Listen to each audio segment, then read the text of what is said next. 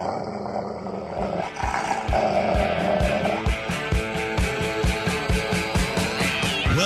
author, investment banker, consumer advocate, analyst, trader. Chris Markowski is the watchdog on Wall Street. You want answers? Exposing the lies and myths that the big brokerage firms, the mainstream press, and the government are pushing to keep Americans away from financial freedom. You can't handle the truth. Bringing America the truth about what really happens in the financial world. Ladies and gentlemen, we're not here to indulge in fantasy, but in political and economic reality. This is the Watchdog on Wall Street. Yes, it is. The one, the only, the Watchdog on Wall Street show. And no, I'm not going to come on the air today and tell you that things are going swimmingly here in this country. I'm not going to be like those idiots on TV that says, we are all united in our fight. We're all united in our fight.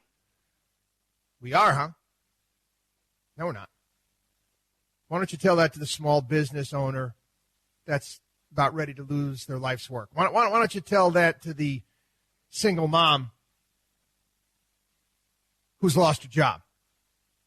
We're not united in this fight. How many people out there want to throw up in their mouths when you see these various different PSAs put out by these celebrity idiots and television personalities?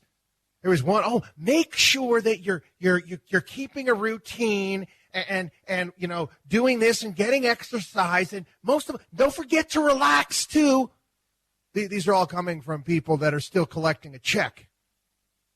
Thanks, schmuck, but you're tone deaf.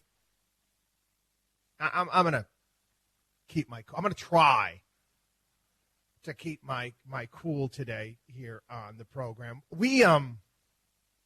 We take pride in the fact that we do not like blowing smoke up our listeners' proverbial derriere, if you know what I'm saying. We're honest. The line I've been using here in the program now for a long time. No spoonful of sugar to make the medicine go down here at the Watchdog on Wall Street show. It's kind of interesting. I'll get people saying nasty things about the comments that I've made from both the left and the right. We're equal opportunity bashers here on the program. We're different. There's been no other financial program like this. In fact, there's no financial firm like ours. We help everyone. We're a certified financial planning firm that has single moms with a couple of kids that is just able to put away $50 to $75 a month, and we take them on as clients. Nobody else does that. We do. There's no velvet rope at Markowski Investments, no velvet rope here at the Watchdog on Wall Street show. We help everyone. Gives us a very, very different perspective than many others out there. Very different perspective than you'll see from the commentators on TV. We as a nation, we as a people, have been wronged.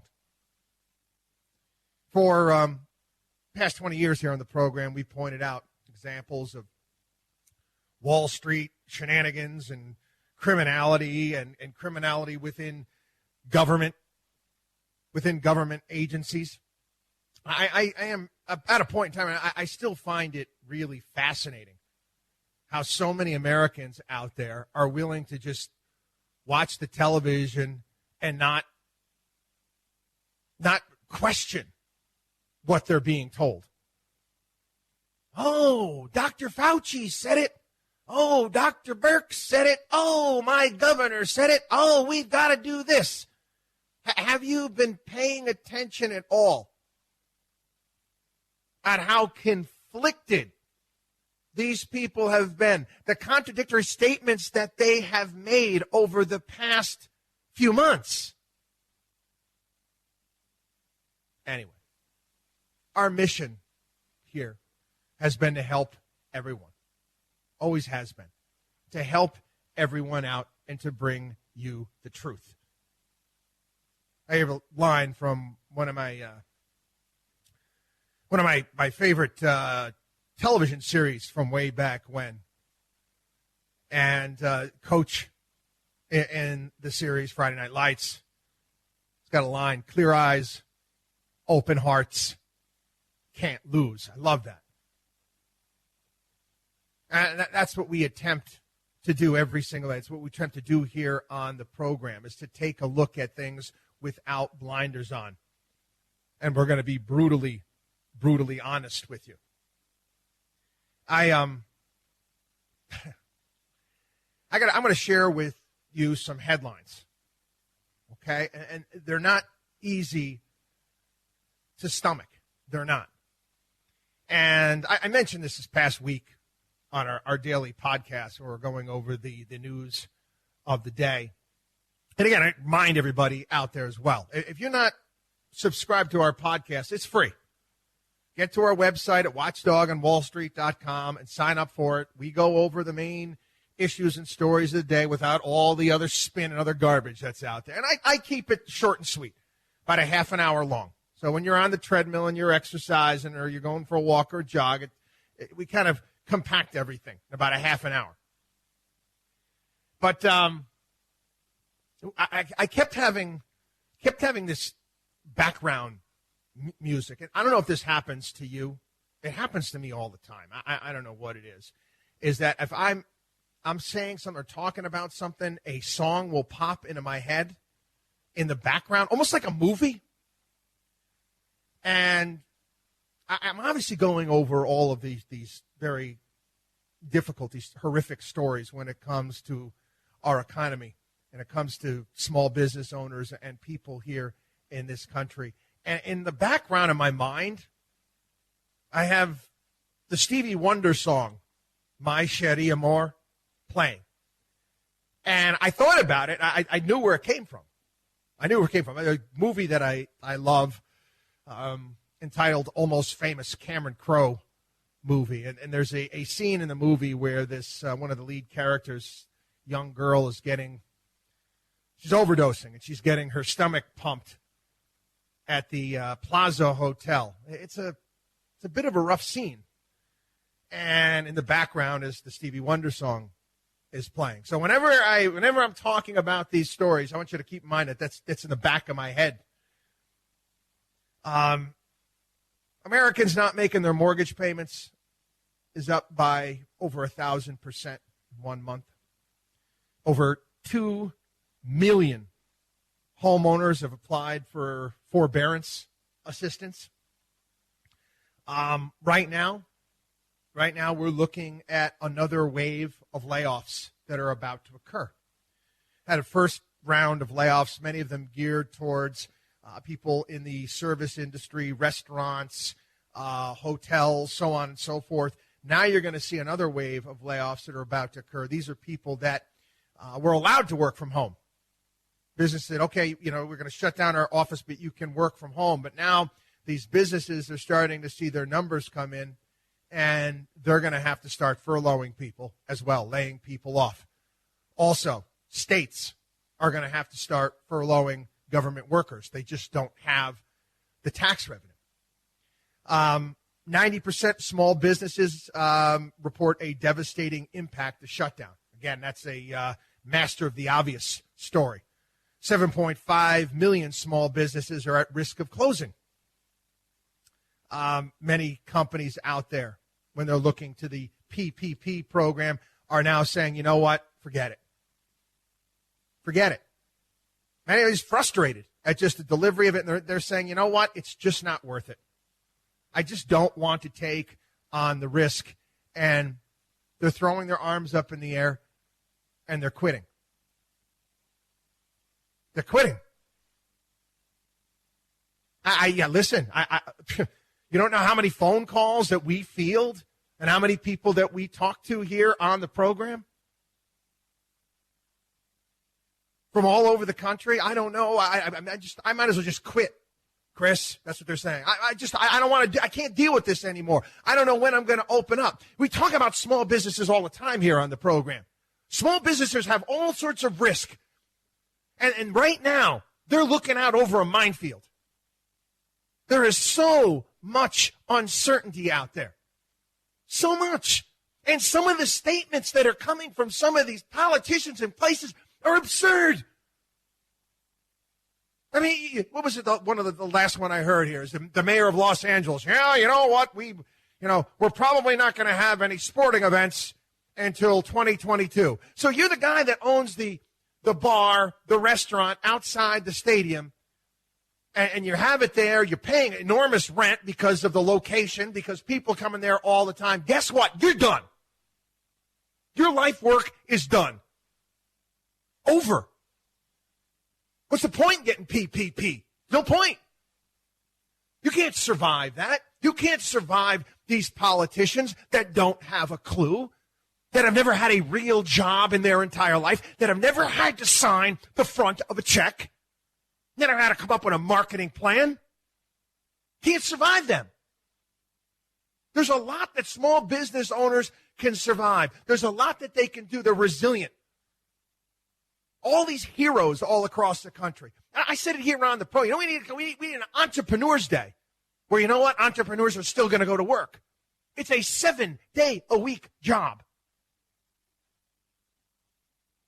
There's a lot that they can survive. They can survive their dishwasher going down in a restaurant or people not showing up to work. They can do all of these things. They'll put in the 12 to 14-hour days, working 7 days a week. You know what they can't survive?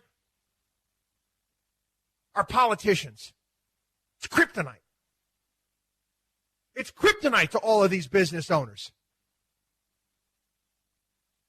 March retail sales down 8.7%. Manufacturing numbers crashed the most in history. And again, this is just part of my stack.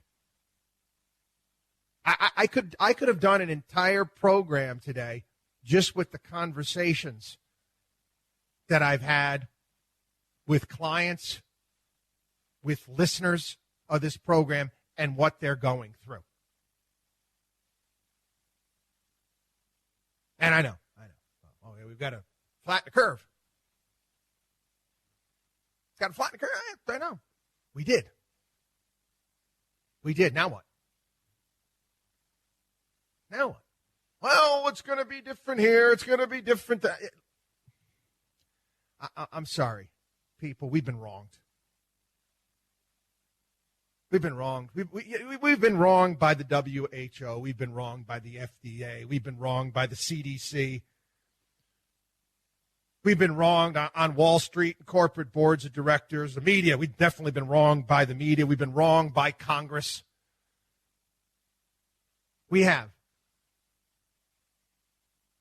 Again, clear eyes, open hearts, can't lose. Despite all of this, we're going to continue to fight. We are. We're going to continue to fight for you. We're going to continue to fight for the small business owner out there. We're going to continue to fight for the American working man and woman. I don't want to lose this country. I don't want to lose this country. One of the things that I've repeated here over the years is I want my kids to grow up in a world where they can succeed beyond their wildest dreams, and they can also fail. We're treading in, we're walking a weird line right now. We are. Every politician's trying to one-up one another. I'll see you your $1,200 check, and now we're going to give everybody $2,000. People, this is not who we are. A lot we have to discuss, a lot we have to go over today on the program.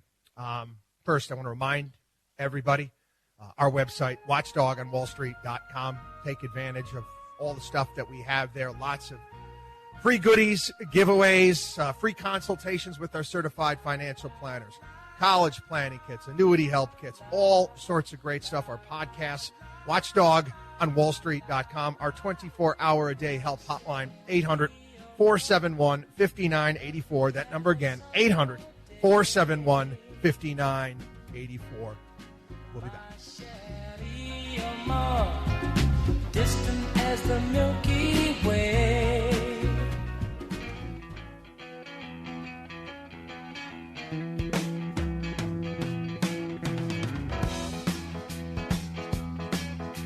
Taking Wall Street's liars, crooks, and cheats out behind the woodshed.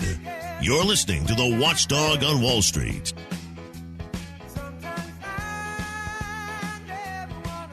We've been doing our best to help out our listeners and our clients in regards to small business owners out there in taking part in the PPP program and trying to obviously keep their businesses afloat. And I mentioned this past week on the podcast, and I'm going to mention it again. This entire thing is a mess. It's a mess. You have people working at these banks that don't have a clue. Honestly, I'm on the phone with people, trying to help people out, with people that are trying to approve these loans, and bankers, they don't even understand what a profit and loss statement is.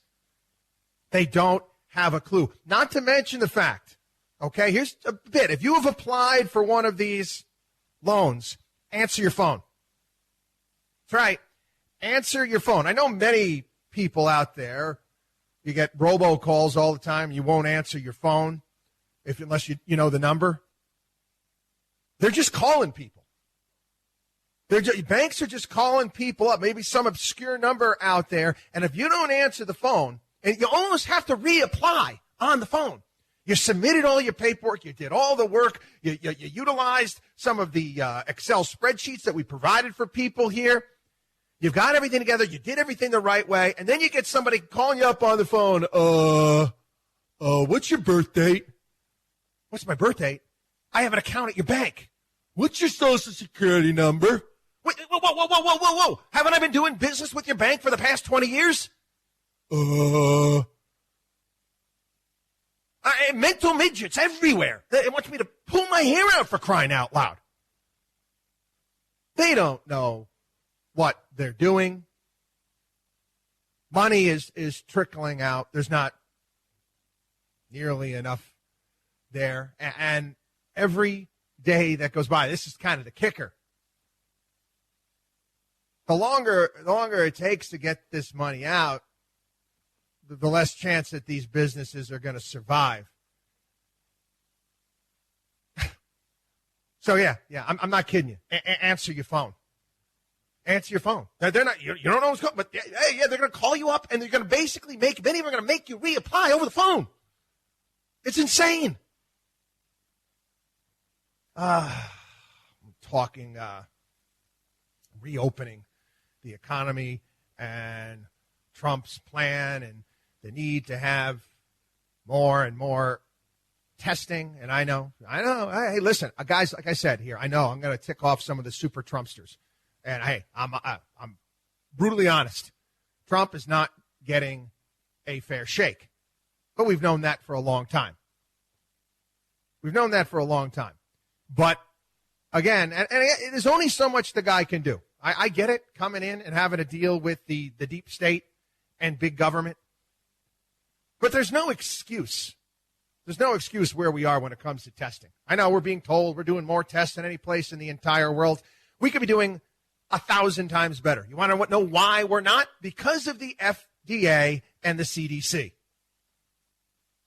Now, nobody likes to point this out. We get the CDC on there all the time. CDC, oh, yeah, they're the ones that screwed up the first tests. The CDC, the FDA, they're the ones that told people not to develop tests because they wanted to corner the market for themselves. Yet these people are still on TV all the time telling us what to do. They're a disaster. I don't understand how all of you big government people look to these failed agencies that screw up again and again and again. There's a great op-ed this past week by, it was actually, I think it was a Michigan State group out of Michigan State. They've got tests ready to go. Tests ready. Hey, we're ready to go. We can do them. We can do this amount at this point in time, but we can't. We can't because we've got to go through the FDA. We got to go through the CDC. We got to file more government paperwork. Yeah, that's just what we need right now. A Department of Motor Vehicles for testing.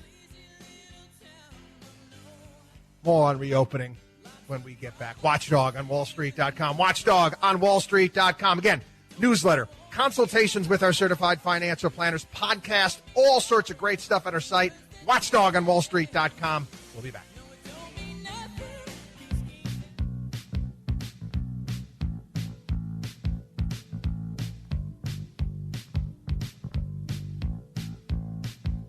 This is the Watchdog on Wall Street.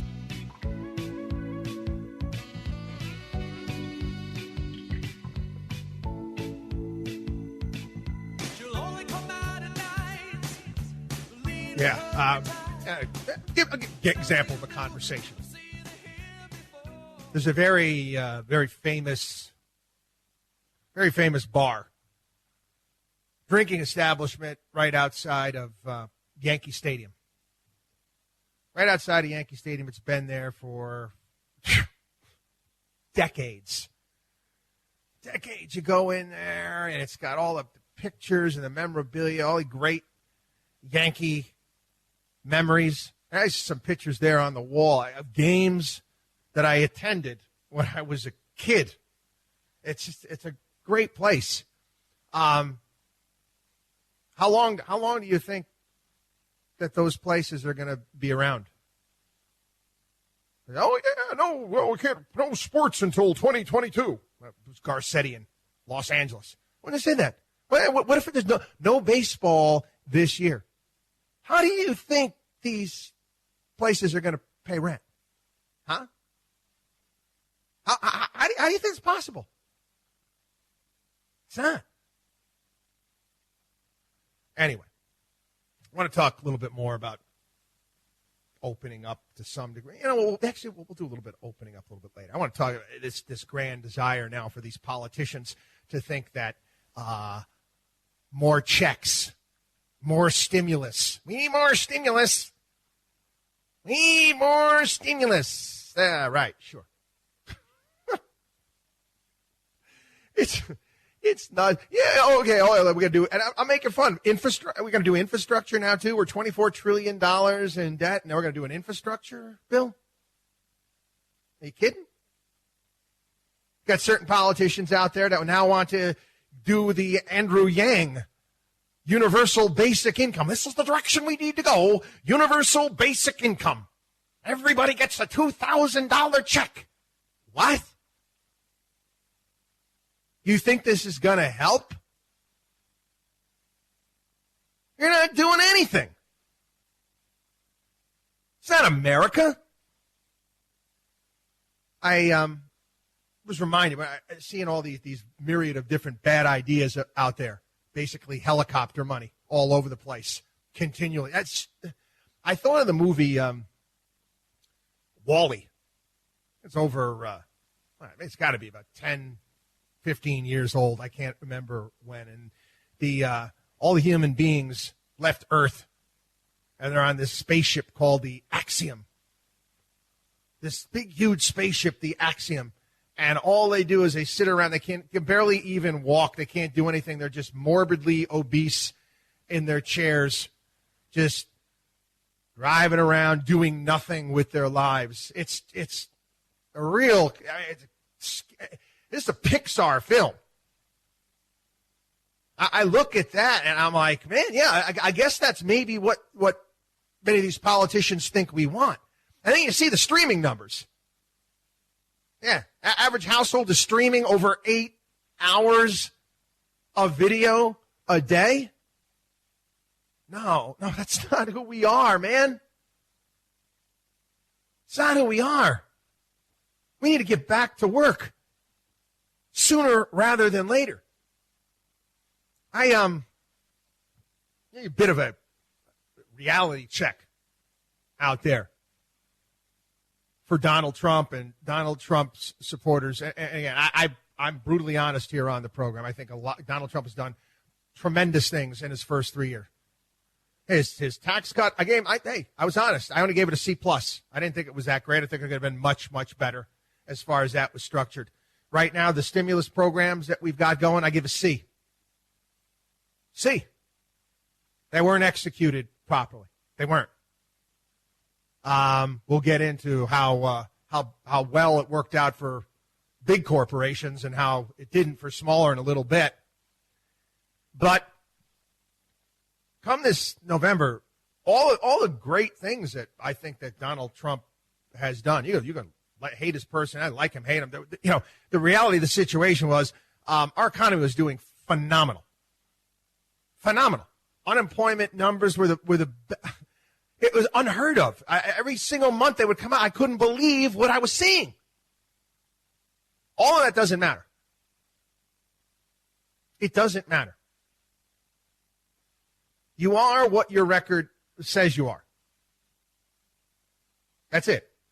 I'm a Yankee fan, right? I mentioned that. I'm a Yankee fan. We judge the Yankees every single year whether or not they won a championship. That's just how it is. People are going to be looking at Donald Trump and they're going to say, where are we? Do I have a job?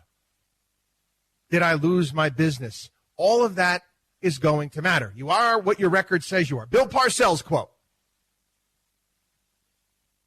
We need to open up sooner rather than later. Take a quick break. Watchdog on WallStreet.com. Watchdog on WallStreet.com. Again, our newsletter, consultations with our certified financial planners. Watchdog on WallStreet.com. Don't go anywhere. We'll be back.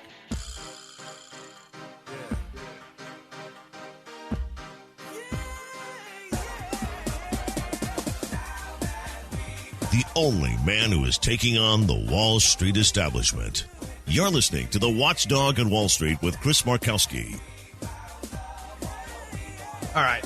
I mentioned this earlier, and I've got to expand upon it.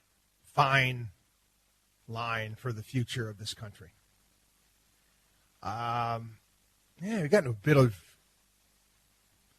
an argument, I guess you want to call it. I don't know. It was stress at our family dinner table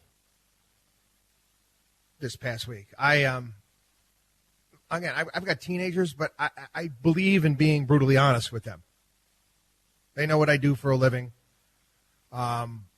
They come to me all the time, and they ask very good questions about the world around them. I do not sugarcoat things. Oftentimes, it doesn't make my wife too happy, and I was very honest with them this past week. And I was sharing with them my concerns about the future for our nation.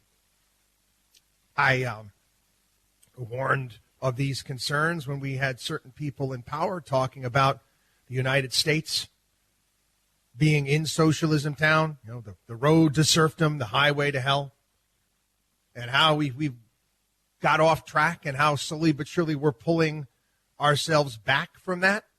Still had a long way to go even before the coronavirus outbreak. But what we're seeing right now and the type of government intervention scares me.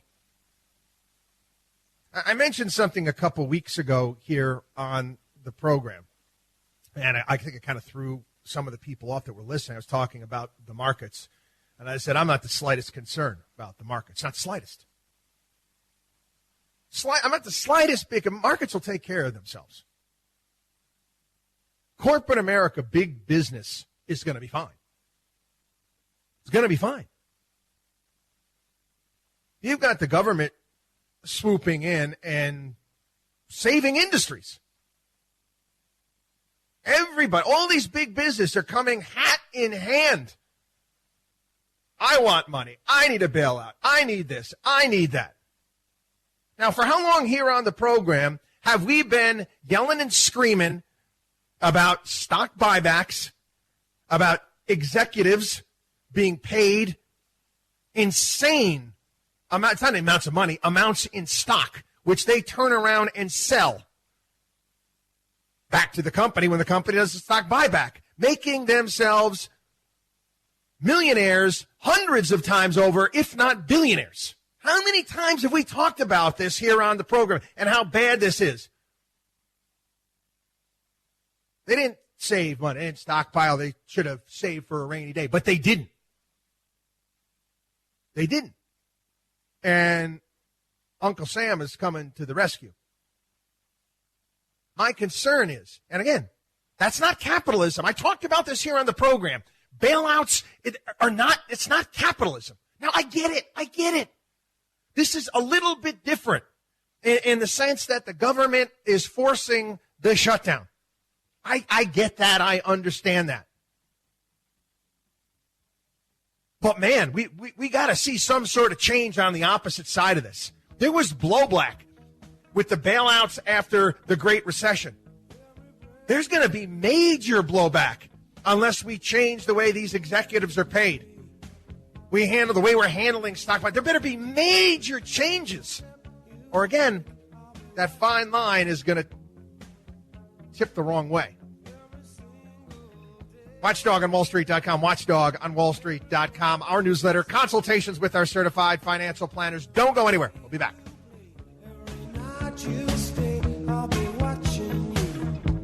Chris Markowski is the watchdog on Wall Street.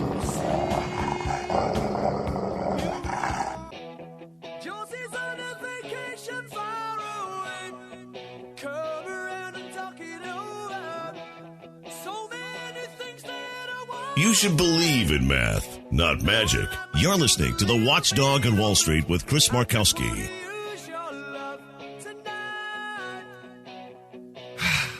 The outfield. Used to have this on cassette way back in the day. I can't. I mean, I people know I'm a big music fan here on the program. The only time I'm listening to music nowadays is the bumper music on the show. I can't listen to it anymore. The nostalgia, it overwhelms me. It just makes me really, really sad. I don't know if anybody else is like that, but I just can't do it. Anyway, we were talking about, well, I mentioned it, and I kind of got off the beaten track, which I often do. Conversation past week at the dinner table. My wife wasn't too happy with me, being brutally honest with the kids. And again, I'm my job is to look at risk, worst case scenarios, and prepare. And I told my kids, I'm always very, very on top of them when it comes to this schoolwork. There's no excuses. There's no excuses. They have no excuse not to do well. None. And I explained to them that, listen, we turn in the wrong direction as a nation. We come out of this, and more people demand more and more from government. It's going to change. It's a Thomas Jefferson line. Is it beware of government that says they're going to give you everything because they can take everything away? Now, I don't want to become France. I don't want to become European. I don't. Now listen, okay? I'm established. I'm an established business. If we head in that direction, guess what? I'm in, okay? I'll be, yeah, my costs will go through the roof. My taxes will go much, much higher. But I'm here. What about the future entrepreneurs out there? I don't want a country of civil servants, people working for the government. I grew up in Albany, New York. I want no part of that. None. Nor should you. And I told my kids, I said, listen, you head in that direction, guess what? You're going to have to be the top 1% when it comes to grades. You're going to have to be, or guess what? You're not going to get out. Your destiny, your future is basically written for you. I can't imagine. It's so stifling. Some people, they think it's great. Again, like I said, I grew up in Albany, New York, and there was lots of people there. All they wanted to do is get out of high school and get a job with the state. But that's not who we are. That's not the American DNA. And this idea that we can keep printing money and stimulate our way out of this with handouts and giveaways is patently absurd. Now, what we're seeing now, obviously, the volatility continues when it comes to markets. It does. It's going to continue. It's still going to be headline driven, and we're going to still see some major swings. But I do find it fascinating. I do. And how the Federal Reserve has reacted. Basically, everything's on the table. I mean, they're buying junk bonds. They're buying junk debt. They didn't even do that. Really didn't do much of that during the financial crisis. I'm sure they bought up a lot of mortgage-backed securities, but it's fascinating to watch. And this is where I talk to people in regards to their portfolios. Yes, will certain companies go under? Yeah, plenty of them are going to go under. Some were going to be going under in the first place. But there's a fear here. There's a fear that I have that not enough companies are going to go under. I know. I don't want to confuse people here. I want to make myself clear. Okay? This is a government-induced recession. Basically, well, you call virus-induced recession. Shut down. But during recessions, during slowdowns, they're actually healthy. It's actually a healthy process for our economy where we allow the weak companies to go away, to fail. When I talk about becoming like Europe or becoming like Japan or other nations around the world that have zombie companies, when you have zombie companies out there, walking dead, companies that shouldn't be around in the first place, it diverts capital to places where it is more efficient, where it should go.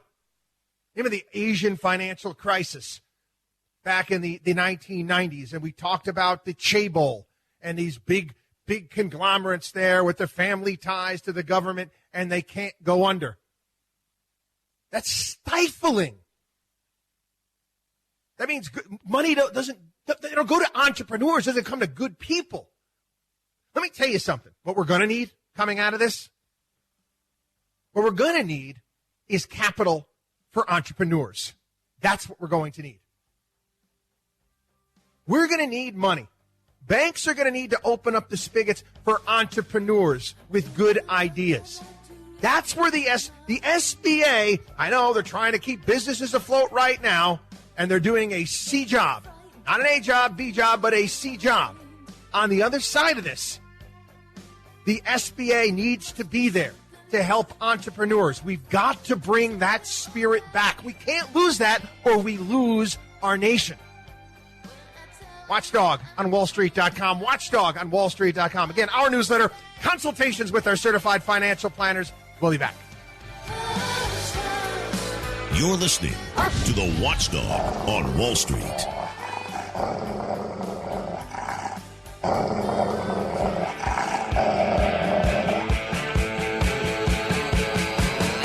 Well-known author, investment banker, consumer advocate, analyst, trader. Chris Markowski is the Watchdog on Wall Street. You want answers? Exposing the lies and myths that the big brokerage firms, the mainstream press, and the government are pushing to keep Americans away from financial freedom. You can't handle the truth.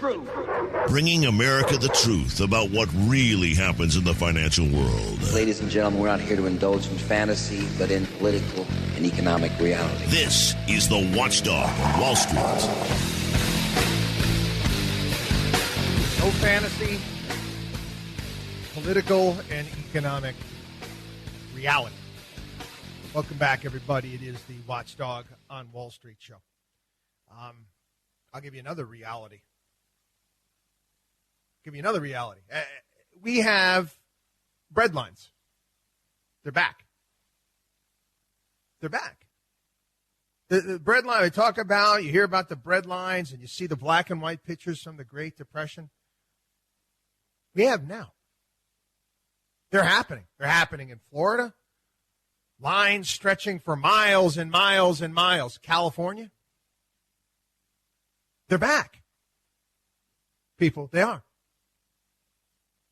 That's a reality. That's America today. I'm not going to sugarcoat it, okay? I'm not going to be one of the guys on TV. Make sure you're getting your rest at home and do this and do that. And I'm some celebrity idiot and we're united in our fight. No, we're not. No, we're not. Millions and millions and millions of people don't have a job. Millions and millions of people are collecting unemployment if they can even get through to their unemployment office. Not you on TV. So shut up. Shut up. We're tired of hearing it. I want to get into, again, the reality of what's happening out there when it comes to this virus.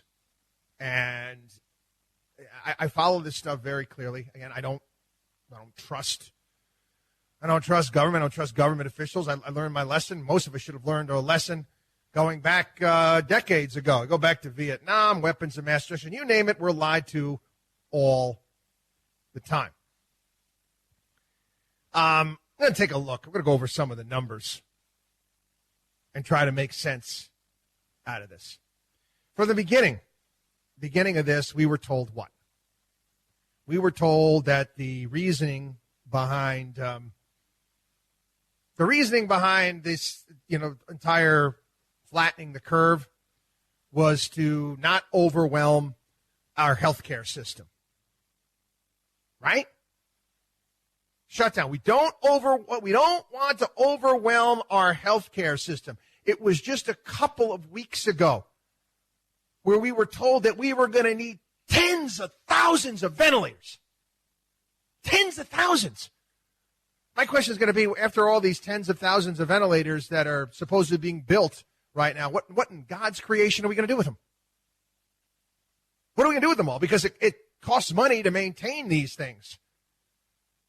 I was thinking about it. I said, you're going to have ventilators in some landfill at some point in time. Tens of thousands of ventilators and thousands of hospital beds. So we built it. And we didn't need them. Okay, all right. Overprepared. Fine. But we flattened the curve. Now, why are we not going to work? Because, we don't have a vaccine? And you're worried that coronavirus is going to come back? Here's a bit of a news flash. And there's only a couple other people out there actually saying this. Who says we're ever going to get a vaccine? Who says that we are going to ever get a vaccine? We still don't have a vaccine for the flu that we get every year. Yeah, you do. I can go get my flu shot. Oh, really? Really? Then how come tens of thousands of people die of the flu every year? It's because you get a flu shot doesn't mean you're getting the flu. There'll be a different strain of the flu. We have still yet to come up with a vaccine for HIV. Still haven't got one. Who says we're going to get a vaccine from this? We don't even know whether or not this thing was engineered in some Chinese bio lab. We don't even know. So what you're saying is that we've got to stop everything until that takes place? No. I'm going to go into some of the mortality rates and some of the numbers here. And I actually grabbed these. Actually, Tucker Carlson on his program this past week broke these down. And these were numbers from last Sunday. So I'm just going to use the numbers from last Sunday. As of last Sunday, there were over 6,000 people that died in New York City. 128 of the people that died had no known underlying health conditions. 128. 222 were between the ages of 18 and 49. 26 out of that age group had no known conditions. Over 2,000 were over the age of 75 that died. 25 had no underlying conditions. Now, let's compare this to the hundreds of thousands of women every year that contract breast cancer. Over 40,000. Okay? Over 40. Okay, what do? We screen, right? We do screenings. But did you know that 2,600 men every year contract breast cancer? 520 die. But do we screen every male out there for breast cancer? No. Unless, of course, it might run in your family's history. It's statistically insignificant. There's a risk versus cost. Did you understand this? There's a risk versus cost. Now, I'm not saying that this virus is not a deadly virus. I'm not saying that. Okay? I know people that have died. I'm not saying that. It is. But if you don't think that there is significant risk to public health by putting millions upon millions upon millions upon millions of people out of work, you have lost your mind, because it is. Last week here on the program, we went over the numbers from the Great Recession.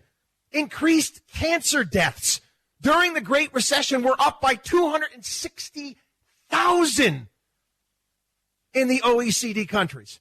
Suicides have gone through the roof. Suicides are going through the roof in the UK right now. I don't know what the numbers are here in the United States. It's interesting. They're not letting us know. Mass unemployment kills. It kills. And we're not factoring that in. There was a really great column this past week by Roger Kimball. Herd immunity versus herd mentality. What's herd immunity? Herd immunity is a settled concept. It's settled in epidemiology. We hear about it all the time. Most people don't understand what it is. It occurs when a large percentage of the population has become immune to an infection, whether through previous infections or vaccination, which provides a measure of protection for individuals who are not immune. What's herd mentality? Remember we talked about the god Pan here. Was it a week ago, 2 weeks ago here on the program? The god of Pan, where the word panic comes from. The god Pan coming out and using his flute and getting people to do what he wants to do.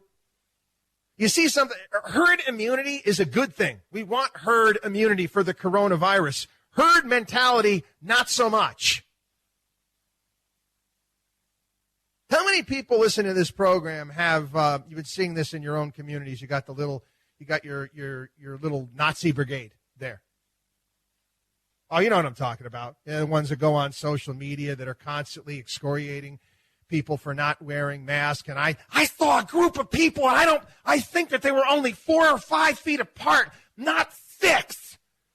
Little Nazis everywhere, little Stasis, little Nazis everywhere. You seeing them? It's insane. It is. You know, this column, it's kind of an amazing statistic if you think about it. More people over 100 years old have died of the coronavirus than people under 30. Huh? More over 90. Over the age of 90 have died than people under 50. Again, we were told not too long ago, and I don't know about you, but the concept of time it's completely changed. I feel like we've been in lockdown now. Again, what do they call it? Shelter in place. There's an Orwellian term for you. Shelter in place. Quarantine. Shelter in place rules. It sounds nicer. Yeah. It wasn't that long ago. We were told that 2.2 million deaths were going to occur in the United States. And those figures were with mitigation.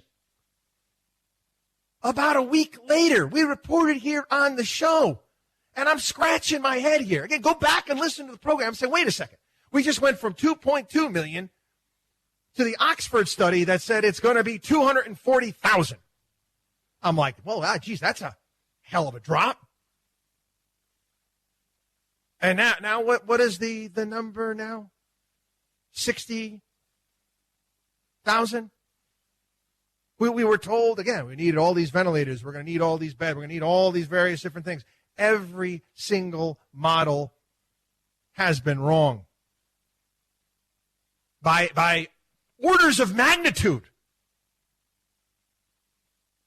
And we are still looking to these people to point us in the right direction. I was thrilled this past week. I don't know about you. Give me a little skip in my step. Start seeing protests. Start seeing Americans actually stand up for their rights. Michigan, Florida, North Carolina, people saying enough's enough. I'm going to talk a little bit more about this when we get back. Don't go anywhere. WatchDogOnWallStreet.com. WatchDogOnWallStreet.com. Our newsletter, consultations with our certified financial planners, all sorts of great stuff. WatchDogOnWallStreet.com. We'll be back.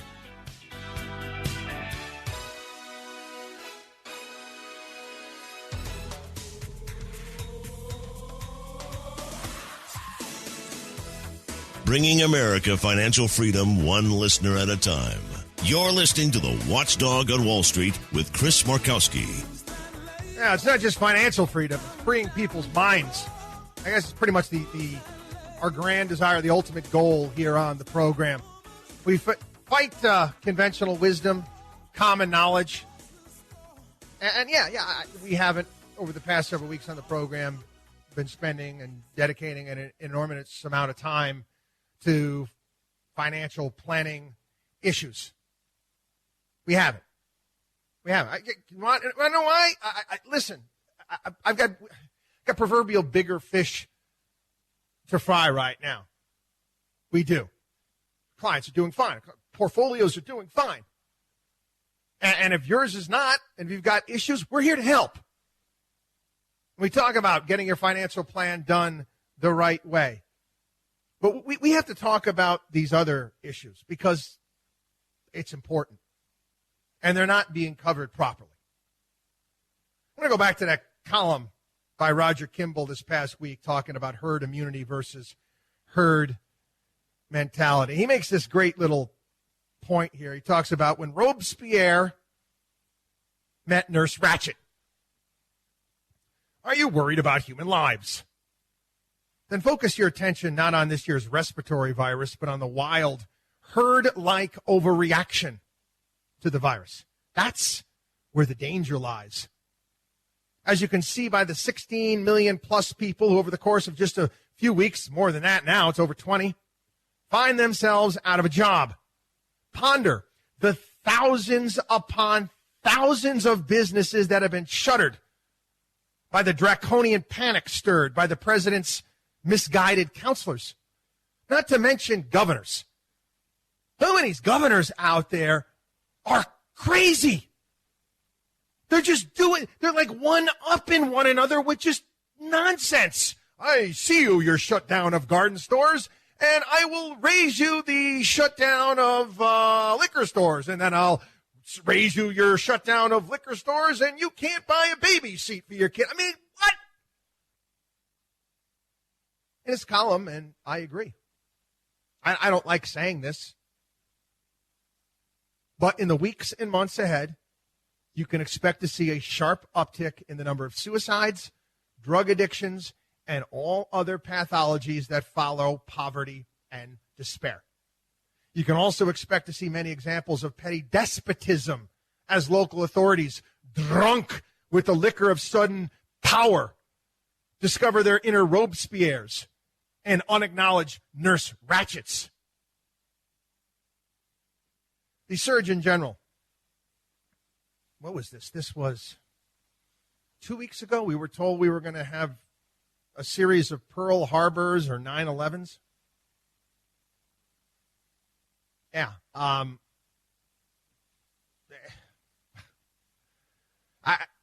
It didn't happen to the degree that they said it would, did it? No. Herd immunity. We lost sight here. We lost sight. And again, it's going to come around eventually. And, you know, the way things go in this country, it'll end up being Donald Trump's fault. They'll blame it on Donald Trump. But even I caught Andrew Cuomo in one of his briefings about a month ago, I think it was now. I can't remember. Talking about the idea that, hey, maybe sending kids home from school wasn't such a great idea from an epidemiological standpoint. Maybe sending those college kids home wasn't such a great idea. How many people, remember we were told about all the outbreaks that we were going to see all around the country, major outbreaks because of the kids partying on the beach down in Florida, spring break? Did that happen? No, it didn't. You know, again, I want everybody to think about this from a second. You don't have to be an epidemiologist. You don't have to have 50 doctorates and all these various different discourses out there to understand that if you're trying to shut down, you want to actually quarantine people, and you shut down all of these stores and all of these businesses, yet you allow an entire community to go to the one business that's open in your town, a grocery store or drugstore, from an epidemiological point of view, that's not ideal, not even close to ideal. It's insane. It is. Again, they're not telling you everything. There was an interview with Professor Newt Witkowski, his 20-year head of the Department of Biostatistics, Epidemiology, and Research Design at the Rockefeller University. Lockdown and social distancing are absolutely the worst way of dealing with an airborne respiratory virus like COVID-19. Yes, we must take care to protect the old and fragile, not to mention people who are at risk. What we said here on the program from the very beginning. But we should have been glad to send kids to school to infect one another. The disease is almost always mild, often totally asymptomatic in children. And spreading the virus in this benign way is the best way to build up herd immunity. But no. Government, what we've got to do, let's do something. Got to do something right now, right? Got to act on it. Yeah, we're just extending it. Anyway, WatchdogOnWallStreet.com. WatchdogOnWallStreet.com. Again, newsletter, consultations with our certified financial planners, all sorts of great stuff at the site. WatchdogOnWallStreet.com. We'll be back. Chris Markowski is the watchdog on Wall Street.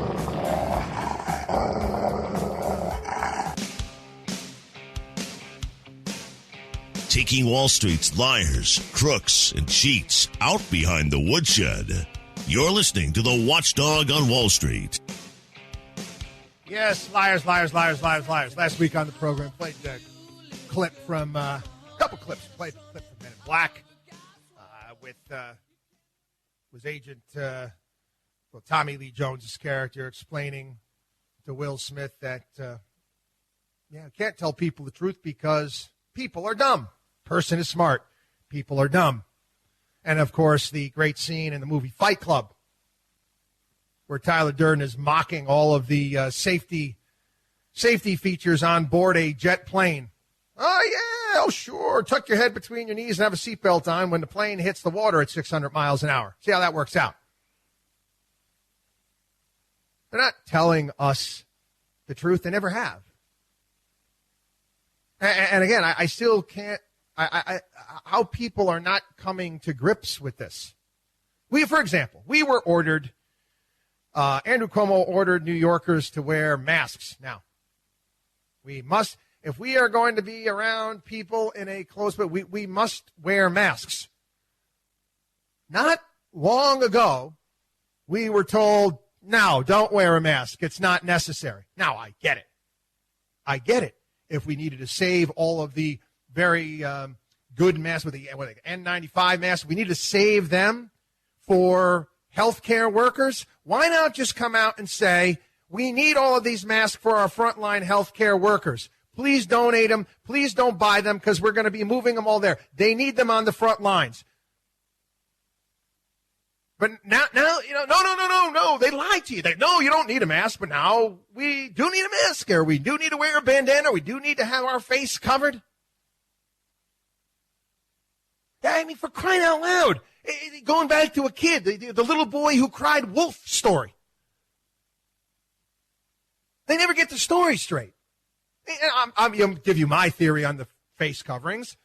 They want people to do that because, again, they want to give people a false sense of security when they get people out and about and want to get the country moving again. I guess it's slowly trying to wean us in. Herd us, right? Herd the people. That's all. The damn thing is communicable. It's airborne. It's out there. It is what it is. They just don't want to be honest with people. Never did from the get-go. Oh, no, there's no human to human. Oh, there's nothing to worry here. It's no big deal. I'm not saying that this isn't a big deal in regards to how easy it is to catch. But we could have quarantined certain areas. They just knew that they couldn't do it. Here's a story that basically didn't get any attention at all. It was in the New York Times. The New York Times, it was basically inside New York's virus epicenter. It's in Queens. It's a neighborhood in Queens, central Queens, that has an enormous immigrant population. A lot of it illegal. It is what it is. Many people living in close quarters. An area where, guess what? There are many health issues with these people. When you see pictures, and they love showing this, they don't like explaining it. When you see pictures of them digging graves at Hart Island in New York, Potter's Fields, Hart Island, New York, who do you think's going in those graves? These are illegal immigrants. Some immigrants that just can't afford to have their bodies shipped back home to where they're from. You know, these cases are coming from where I live on Long Island, I'm out in Suffolk County and Nassau County. Many of these people, they're just moving people. They're coming to the hospitals in Queens, and they're moving them out here. That's the reality, people. You're not being told. It's not politically correct. It's not politically correct. They won't do it. They're not. The underlying health care, that's a huge part of this. Another big one as well, and it's a reality. It's a reality. Every doctor I talk to, obesity is another big factor when it comes to this disease. Don't tell me that we cannot open up the country. We cannot take some measures. We cannot don't tell me we can't send our kids back to school. And I tell you, if you're one of those people that are scared out of your mind of this virus, you're scared out of your mind, you're worried about it, you know what? The government say, you know what? You could stay home. You can stay home. If you can have a job work from home, you could stay home. If you're at risk, then you know what? We'll work with you. You could stay home until we develop that herd immunity. But that's the only way. That's it. WatchdogOnWallStreet.com. WatchdogOnWallStreet.com. We're going to get back, talk a little bit about our Chinese friends. WatchdogOnWallStreet.com. Don't go anywhere. We'll be back.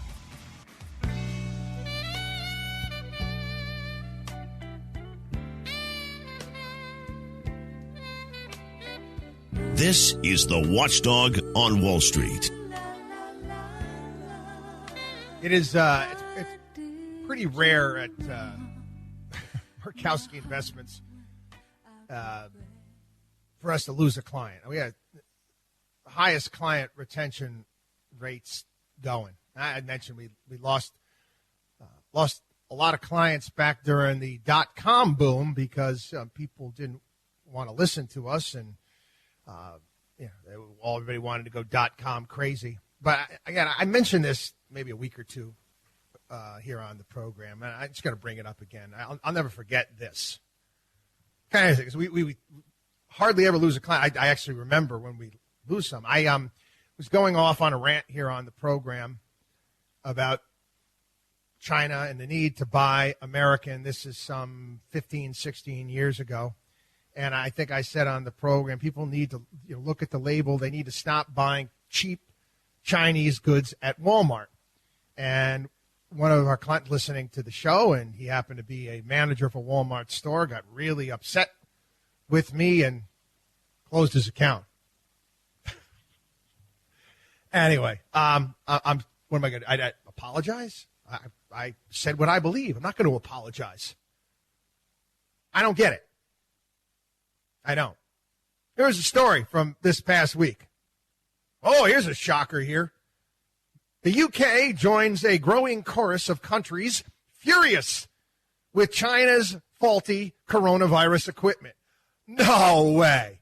Oh, you mean to tell me that the medical equipment you bought from China was faulty? I mean, it's not working right? Wow, because, China is really highly regarded for their quality items, huh? Yeah, that's what I do. Buy your wife a gift. Buy her a pair of shoes that are made in China. Get the hell out of here. What did you think you were buying? Huh? People, there's story after story here. China failing to let us know about the pandemic for 6 days. Do you understand the millions and millions and millions of jobs here in this country? Millions and millions and millions of jobs that are lost here that were lost in this country. The trillions of dollars in wealth that have been wiped out. The trillions of dollars in debt that this nation has had to go through. That didn't have to happen if China had just let us know. And now there's stories coming out that, hey, this virus came from a lab. Well, you mean to tell, wow, you mean they have faulty protective equipment at the Chinese lab, and Guy got the virus, came out and started spreading it? Are you shocked by that?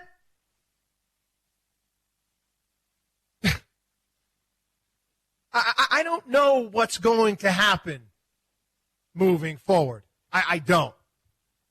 I know I've been ranting about this for years here on the program. I know. Look at the damn label. Look at the label. Stop buying the junk. Stop. We've done this to ourselves. We've shipped our factories overseas. What? So we can have cheap crap. I got an idea. How about having less crap and higher quality stuff that says made in the USA? How about that? Made in the USA. Less stuff, higher quality. Yeah, it'll be a little bit more expensive. Who cares? WatchDogOnWallStreet.com. WatchDogOnWallStreet.com. We'll be back. You're listening to the Watchdog on Wall Street.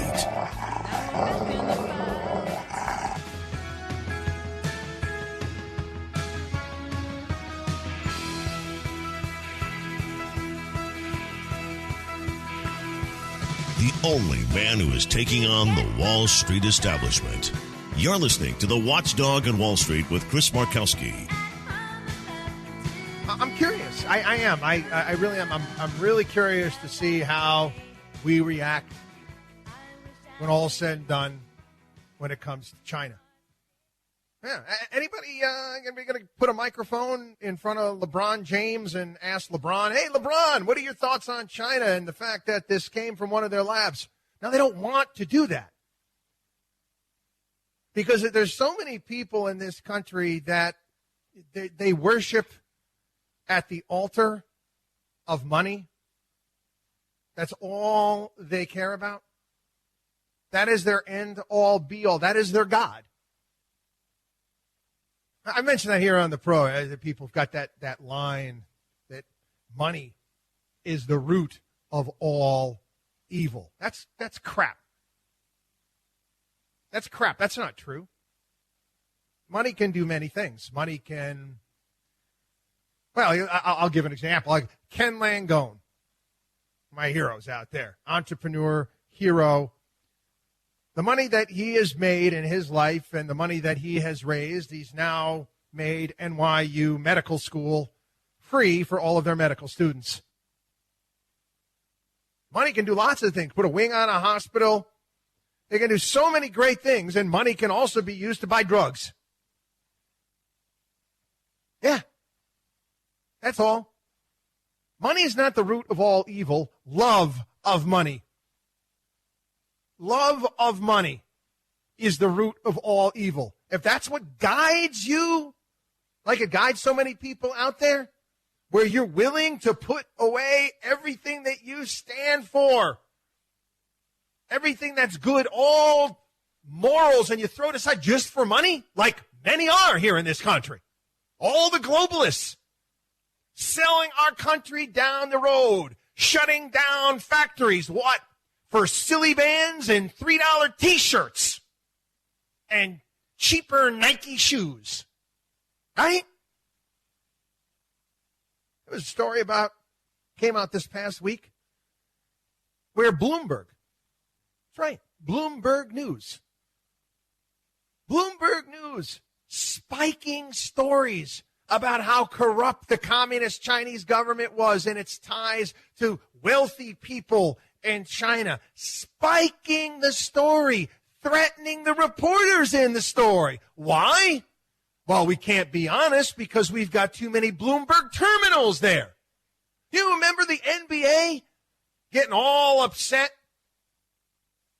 All upset. Remember the protests in Hong Kong and I can't get involved or stuff like that. Why? Because they want to go on their tours there. They want to print money in China.